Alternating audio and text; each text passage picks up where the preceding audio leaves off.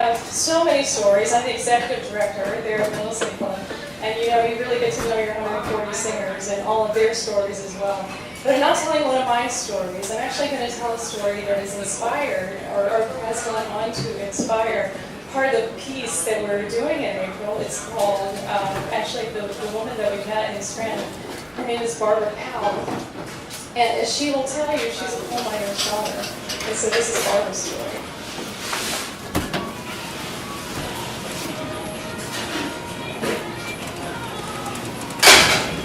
My name is Barbara Powell, and I'm a coal miner's daughter. I grew up in a patch town up near Scranton during a time when life was a little simpler, where children played outside, where we grew flowers in our gardens, where we went to pick blueberries and blackberries. During July, the heat was so hot, we'd get blisters on our skin. We'd prick our thin fingers with briars. This was life in our back town. There were about 217 families, and we all knew each other by name. We saw each other at church. We worked together to look after each other. We hung our clothes together on the line.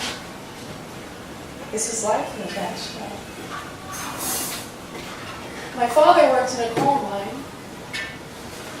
He wasn't a tall man. He was kind of short, broad-chested, strong arms. I remember how strong his arms were. When he came home at night, he couldn't come into the house because he was dirty, covered in dirt and rock, and Mom would not let him in. He had to stand outside, right outside the back. He had to take a shower out there before he could step in the house. And I loved his arms, I loved his hands. When he finally would come into the house, he'd scoop us up.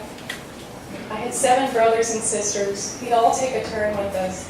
He'd just hold us in this bear hug that felt warmer than anything that I could ever imagine. That was life in our patch town.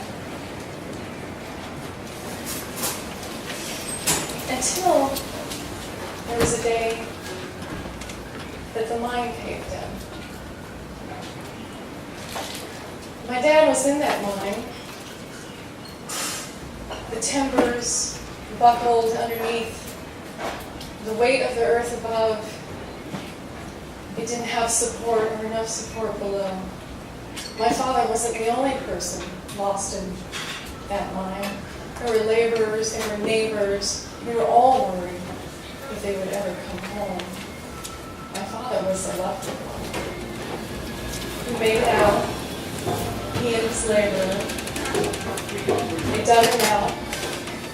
I remember seeing him as he came out of the dirt. He was covered from head to toe, just even blacker than the soot where he was digging every day. I was so happy to see him. I almost didn't recognize him except for those strong arms. Strong arms that I knew that would pick me up and carry me. That was life in our patch. It was simple. We went to church on Sunday. We held each other together. We didn't have much. Barely had any money. But we had each other. We had a community. And that's how we lived. Thank you very much.